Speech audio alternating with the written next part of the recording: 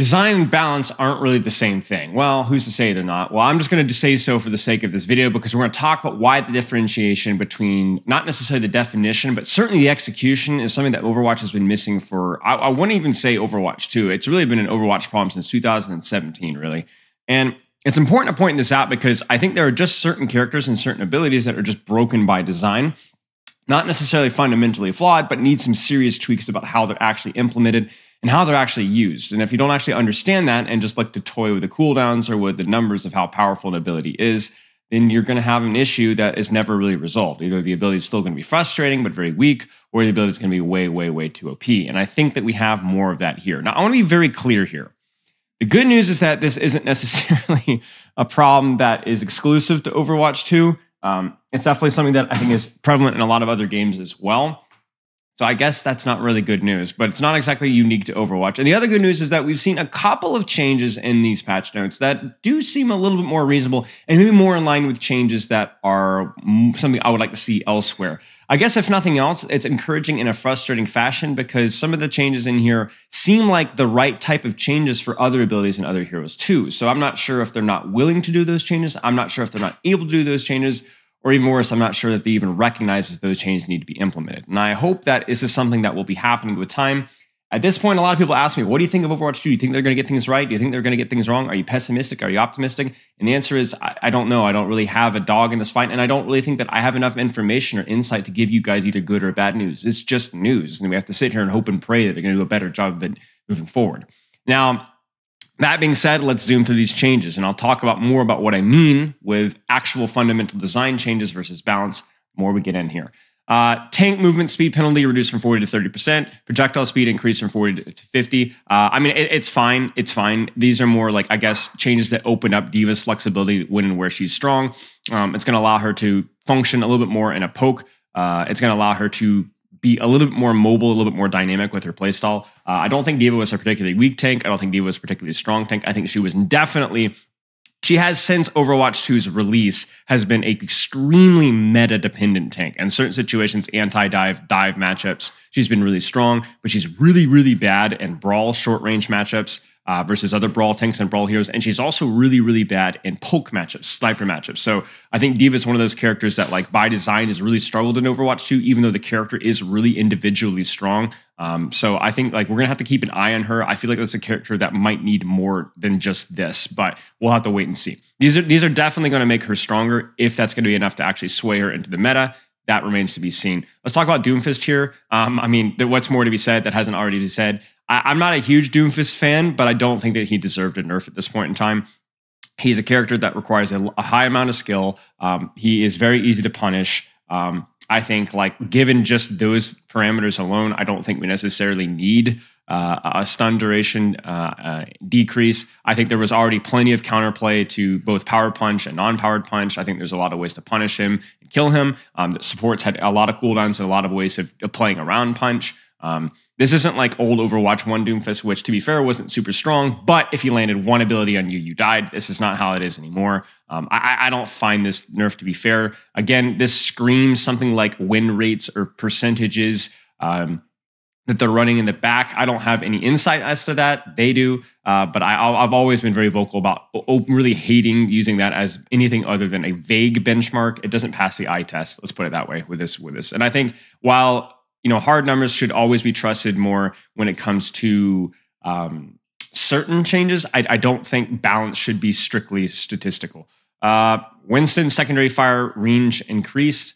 Definitely, I guess, opens up more options, but it's, I guess, I mean, it's just a lot of these changes are kind of like, okay, sure. I think we'll have to leave this one more to being tested. What this does do is allows Winston to set up combos a little bit easier, because you can actually use that Tesla cannon fire on closing the distance at a much, much further distance. So you can almost fire before you jump. But okay, nothing really crazy here. Now, this is where we start to get a little bit messy with it, because I'm a confirmed Bastion hater. I think he's just garbage character. Way too easy to get value. I love the grenade, actually. I think that's a really, really fun, powerful, maybe a little bit overtuned, but definitely a fun ability that they did with him. But the configuration assault is such an uninteresting thing. This is like fine, I guess, but the problem is that then this follows it afterwards. Now, I want you guys to think about why this is not the problem. If I were to ask you guys, what's the problem with Bastion? What's the number one? Who is the biggest complaint when it comes to Bastion? Who complains the most? And it's going to be tanks, right? So obviously he's really strong in a 1v1 versus DPS as well, but mostly tanks, right? And then you need to ask yourself, is this going to actually affect the tank matchup all that much? The answer is no. It's going to be a nerf to Bastion, but it's not specifically going to be enough of a nerf on the role or the characters that struggle versus Bastion the most. Winston's not going to care about a weapon spread increase. This is irrelevant to Winston. However, Bastion's going to feel a lot worse in matchups that he already felt bad versus, playing at medium to long range. Now, you could argue that he did too well at medium range, but I would argue that that's the whole point, is that he needs to have some sort of dynamic here. He shouldn't just be the shoot the enemy tank and burn down the enemy tank. And with this change, that's the only thing that he's going to be able to do well, at least reasonably well at medium to long range. So if anything here, the weapon spread should have been left as is, and they should have done one of two things. If you want a number tweak, then you need to actually reduce the damage. You leave the spread as is, but you reduce the damage. That means it easier for Bastion to actually do decent medium range damage, but makes it a lot worse at breaking down tank. Or if you want a more fundamental rework of the character, I have a whole video talking about fundamental reworks to Bastion, about how to move away from his assault form strength and so on. I'm not going to get into that, but there's some like fundamental key design changes that you could do with this character. And unfortunately, this is just a number tweak, and it's not even the correct number tweak at that. Speaking of meaningless number tweaks, this is another one. Now, again, I don't enjoy Cassidy, but we still don't know where his niche is. Magnetic Grenade is probably one of the most frustrating abilities in the game. But again, Cassidy's already weak. Cassidy will now be weaker. And that's just that. Okay, I guess. I mean, do we really want Cassidy to be like F tier here? Because this is pretty much what's going to happen here if this is what goes through. And again, I love that they're attacking Magnetic Grenade from like a selfish standpoint, because I freaking hate that ability and I freaking hate Cassidy. But like from like the integrity of the game, it just feels wrong, right? It feels wrong. Like it feels like this needs to be asterisks with, hey, we're taking a look at Magnetic Grenade. Let's actually figure out what we need to do with this ability so that there's more counterplay and it's more fun to use for the Cassidy and more fun to play against. It's not here, which is, you know, again, I don't know if I'm asking too much too soon, but it would be nice to have some communication that at least some of these abilities are looking at. This is fine, I guess. I will find it funny that some of the recent changes, Mei is now slightly overperforming. This is not why she's overperforming. I will promise you that her slow increase outside of like Wrecking Ball or Diva is almost meaningless. It's useful. It's the damage that's important. And also right now, it's more important that like the way the meta has shifted with like these Orissas, with the Bastions, those characters, even the Sigma, right? Mei does very well versus and with all of those characters. So Mei doing well is not a result necessarily of the weapon changes that they've done. It's more the result of the meta and the characters that are more popular. Mei does better versus those characters. So you have to kind of look at that and be like, you know, you could play almost any character at any rank up until like Grandmaster Top 500, but it is slightly harder, right? Like, don't sit here and tell me that playing Mei into Sigma is, you know, just as difficult as playing like, let's say, a Genji or a Tracer, right? Into a lot of these anti-dive matchups, right? It's just a little bit easier. She's a little bit stronger in the meta, so she gets like a passive win rate or pick rate buff. And that's going to be reflected not by her balance, but by the way that the environment of the meta ship, and even in lower ranks, right? I think this is something that's worth keeping in mind. So, I mean, I'm down with this change. I've never been a fan of the slow. The slow is like kind of irrelevant and just frustrating when it is irrelevant or when it is relevant. But it's just this is not correct. Sure, I think this is one of the times when a number tweak alone maybe is okay for right now. And I think this is definitely interesting. It's a pretty harsh nerf, but this is, I think, again, maybe where a number tweak is probably okay. I think the character is probably okay for right now. Maybe could use some additional tweaks, but this is maybe okay for now. This is strange. This is definitely strange. I think right now Widowmaker is one of those characters that, depending on who you ask, is really oppressive or really not oppressive. I did not find Infrasight charge rate to be that slow. I think the nature of Widowmaker to where she's either doing a lot or she's maybe doing a lot of indirect value that's just the design of the character. So I don't feel like the Infrasight costs need to be reduced. And I'm also not sure how this change is going to feel. I will reserve judgment. I like to always assume the best just because that's the way I approach things. You could assume the worst about this. That's fair as well. I'm not a fan of necessarily these changes, but I will reserve judgment until we see them tested a little bit more. more of a severe disadvantage against Sombra. I don't know that this will add counterplay.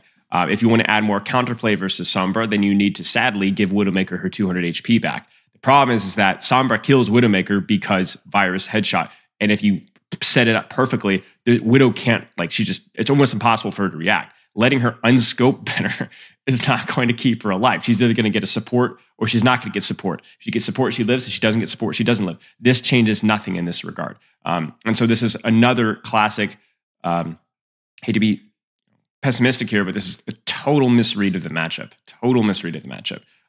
This is a really bad change. I'm just going to be honest with you guys. I am a tank main advocate, but this is not the change that needed to go into play. This is not the change. This is just going to make Ana feel a lot more sluggish to play. It is a significant nerf. It's going to make her harder to keep herself alive, which you might be like, oh, Biotic Nade is not a significant thing when it comes to keeping just the Ana alive, but having it on a longer cooldown is going to be significant.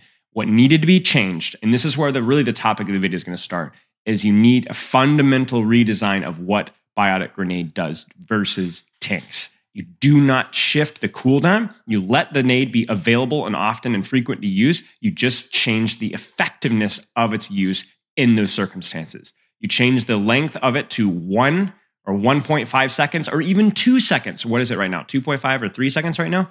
It might even be longer, actually. But you just change how long it lasts on tank. It does not need to last as long as it does on tank, and it can still provide damage, dueling, indirect value, burst value whenever you need it.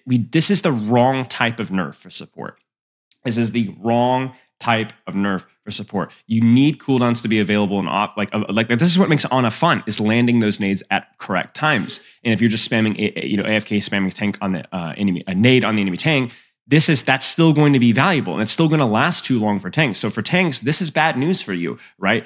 It's better than it was before, but it's still going to be a problem. The character isn't going to feel that much better to play against because you're still going to have the same duration of nade to deal with. This is the wrong thing. A number tweak doesn't address the issue with the ability here. And the same thing here. This one's probably the worst one of the bunch because you're only going to be getting 1 immortality field per fight anyway. What does 2-second duration change about the ability at all? It's meaningless. Your immortality field is still immortality field. And this is somewhat helpful, I guess, but it's still a problem, right? Now, again, I don't think that immortality field is a very easy cooldown to tweak. I think it's actually very, very difficult. Again, I made a video on some tweaks for all of these characters, except for EDR, I think, on what they actually need for tweaks. We talked a lot about immortality field, but I think that you need to look at some systemic change about how immortality field is actually addressed. And again, not just bounce back and forth numbers wise. It's almost comical, like the way that these numbers go up, they go down, they go up, they go down. And you might argue that that's partly, it's because the meta shifts and Baptiste becomes more favorable, so then they nerf him. And I understand that, but the community does not perceive that this is meta characters. You look at a character like Mei, you look at a character like Ashe. Those characters are at a higher pick rate right now, I believe, because of the meta. But those are the characters that aren't the main complaint. These characters, even when they're not meta, are still being complained about. And I think that's something, when that happens, that's when you know you have a character design problem. You don't have a meta or balance problem. This is a good change. I don't know if I have not tested this change in terms of whether this is too harsh of a nerf or not enough. I have no idea. But this is the right type of change. You guys got me? It was systemically wrong with a weapon. It was way too easy to land in comparison to any other weapon in the game. This is the right type of change. Maybe it's too harsh. I don't know. But anytime that you looked at Pylon, it broke. Basically, when you had an angle to shoot Pylon, it broke. That wasn't the problem. Problem was and honestly, destroying Pylon and redeploying it, this is definitely useful-ish. Like, I think that's probably an okay change. But even that, like, when you destroy it, what's the problem with Pylon? The problem with Pylon is that if the EDR is smart, healing applying to everybody around you that requires very little skill from the EDR outside of just a very basic placement. I mean, when I'm coaching EDRs in low to mid ranks, even they don't generally have a hard time placing Pylon. It's not a hard ability. Pylon is low.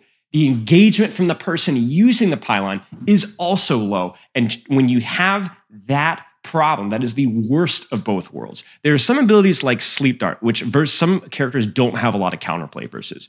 However, it's fun for the Ana to use. It's engaging for the Ana to use. So that you're going to have a lot of controversy around that.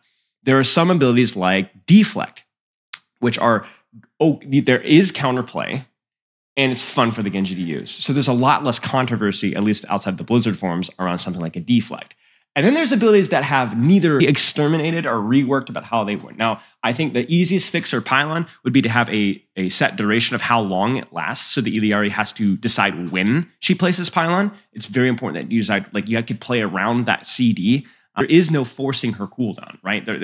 You can't hard engage in front. Like, you have to, it's always there. I do have Pylon. I can take a more aggressive off angle. Oh no, I got my Pylon baited. I have to reposition. I think there needs to be counterplay. And when you have risk like that involved, the character is more fun to play for both people. When you think about the reworked Sombra, the translocator change, while far from fixing the character, made it feel risky to play Sombra. You were forced to take risk of Sombra. And I'm telling you from experience, playing a lot of hours in that, Mercy players do not enjoy sitting on somebody holding right click. And I think, like, when that becomes an inherent part of the character design, that character is fundamentally flawed. And the tough thing about it is I don't think you have to fundamentally rework the character. I think you just need to change how one of their abilities functions. I think it's actually small tweaks like that can go a long, long way. But number changes, it's not going to fix it. Again, I mean, nothing. What's the problem with Suzu? It does too much passively. You just push one button and it gives fewer benefits passively. And I'm not going to sit here and decide which of those it shouldn't do. I think cleanse is probably an important thing to have.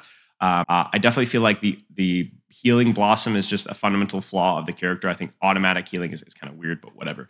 Large periods of time with Lifeweaver on release where you just didn't do anything because Life Grip was in such a long cooldown. So what did they do? They just got buffed up. His numbers got buffed up, and they put the cooldown back up. Right.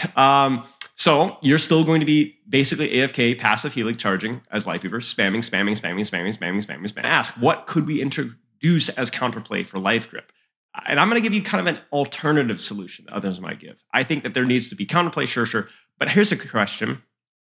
What defensive cooldown in the game is strictly and only used for selfless survivability?